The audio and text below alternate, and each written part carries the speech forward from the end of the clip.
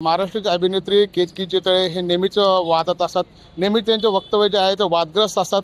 काली त्यांनी जे काय वक्तव्य केलेले त्यानंतर मात्र मराठी अस्मितेचा मुद्द्यावरती त्यांनी सांगितले की मराठी जे अभिजात दर्जा देण्याची गरज नव्हती असं त्यांनी ते वक्तव्य केले आणि मराठी बोललंच पाहिजे का नाही बोललं तर काय भोकं पडतील का असं वक्तव्य देखील केलेले। त्या संदर्भात बोलण्यासाठी माझ्यासोबत छत्रपती संभाजीनगरचे काही महिला आहेत, आपण त्यांच्या देखील भावना जाणून घेणार। ताई काय सांगाल, केतकी चितळेंनी जे काही वक्तव्य केले त्याकडे तुम्ही कसे पाहता? केतकी चितळे ही तिच्या डोक्याचा वरचा मजला खाली असलेली मुलगी आहे।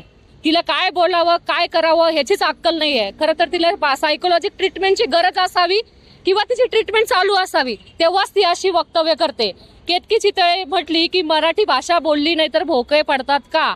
बाई, तुला तुझ्यासारख्या नालायक बाईला जर ती भाषा बोलायची नसेल तर बोलू नको, पण तुला आमच्या माय मराठी भाषेबद्दल बोलण्याचा काही मात्रही अधिकार नाहीये। आमचा हिंदीला विरोध नाहीये, हिंदी राष्ट्रभाषा आहे, आमचा तिला खरंच सन्मान आहे, पण हिंदीची सक्ती आमच्यावर केली जावी नाही। आणि महाराष्ट्रामध्ये मराठीची अस्मिता जपायची असेल तर मराठी भाषा ही सक्तीने बोललीच गेली पाहिजे। जर तुम्ही महाराष्ट्रामध्ये 20-20, 25-25 वर्ष जर राहताय आणि तुम्हाला मराठी येत नसेल तर ही तुमची शोकांतिका आहे। राहिला प्रश्न केतकी चितळेचा, केतकी चितळेला जर मराठी भाषेविषयी इतकं वावडा असेल तर तिने माझी त्या मराठी चित्रपट सृष्टीच्या सगळ्यांना विनंती आहे की हिला मराठी चित्रपटात घेऊ नका, हिला मराठी चित्रपटातनं बायकॉट करा, हिला हिंदी चित्रपट सृष्टीकडे जाऊ द्यावं। आणि केतकी चितळेंचा खरं फडणवीस साहेब तुम्हाला विनंती आहे की ही मुलगी वेळोवेळी काहीतरी वादग्रस्त वक्तव्य करते आणि सामाजिक वातावरण दूषित करते। फडणवीस साहेब, देवाभाऊंना माझी एकच विनंती आहे की हिला काहीतरी तुम्ही कायदेशीर कार्यवाही करावी किंवा हिच्या प्रशासकीय कार्यवाही करावी, त्याशिवाय ही मुलगी शांत बसणार नाही। आणि असं जर होत राहिलं तर महाराष्ट्रातला जिजाऊच्या लेकी तिला लोकशाही भाषेमध्ये लोकशाही पद्धतीने आम्ही तिला उत्तर देऊ। नक्कीच जिजाऊचे जे काही लेख आहेत त्या लोकशाही पद्धतीने त्यांना उत्तर देईल। माझ्यासोबत आणखी काही महिला आहेत, आपण त्यांची देखील चर्चा काय सांगाल ताई, ज्या पद्धतीने त्यांनी वक्तव्य केलेले मराठीविषयी, तर काय वाटतं तुम्हाला, काय भावना आहे तुमच्या? मराठी भाषा ही महाराष्ट्रात राहणाऱ्या प्रत्येकाच्या अस्मितेचा विषय आहे, त्यामुळे तिने जो मराठीचा घोर अपमान केलाय या ठिकाणी मी प्रथमतः त्याचा निषेध करते। आणि केतकी चितळेला डोक्यावर पडल्यासारखं वागण्याची सवयच आहे, कारण नेहमी कुठल्याही विषयामध्ये काहीतरी बोलायचं आणि वादग्रस्त वक्तव्य करून महाराष्ट्रात सगळं वातावरण दूषित करून टाकायचं, असं तिचा प्रयत्न नेहमीचाच राहिलेला आहे। आणि लास्ट टाइम आम्ही एकदा तिला याच तिच्या एका वक्तव्यावरून तिच्या तोंडाला काळं फासलं होतं।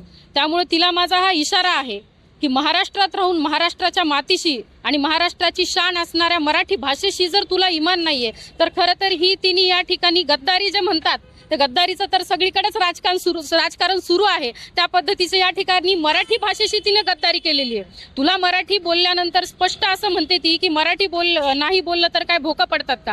बाई, तुला भोकं पडत असतील नसतील तुला माहिती आहे, पण आम्हाला मराठीचा अपमान केलेला या ठिकाणी सहन होणार नाही। तुला ही दुसरी वेळ आहे, आम्ही सांगतोय जर या ठिकाणी तू या वक्तव्याचा आम्ही या ठिकाणी निषेध करतोय आणि या वक्तव्यावर तू जर माफी मागितली नाहीयेस तर आम्ही या ठिकाणी राष्ट्रवादी युवती संघटनेच्या वतीने तुझ्या तोंडाला नक्कीच काळं फासू।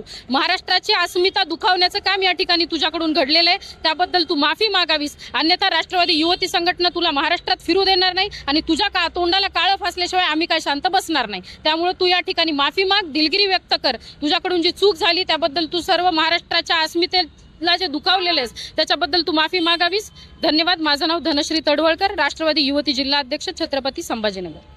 नक्कीच आपण जर पाहिलं तर ह्या महाराष्ट्रातील छत्रपती संभाजीनगरातील काही तरुणी होत्या, त्यांनी देखील आपल्या भाषेबद्दल अतिशय तीव्र निषेध नोंदवला केतकी चितळेचा आणि एक सल्ला देखील दिलेला आहे की येणाऱ्या काळामध्ये जर केतकी चितळेने माफी मागितली नाही तर नक्कीच या युतीतर्फे जे आहे तर त्यांच्या तोंडाला काळं फासण्याचं देखील त्यांनी एक सूचक इशारा त्यांना दिलेला आहे। संजय आहे, लोकसेवा न्यूज, छत्रपती संभाजीनगर।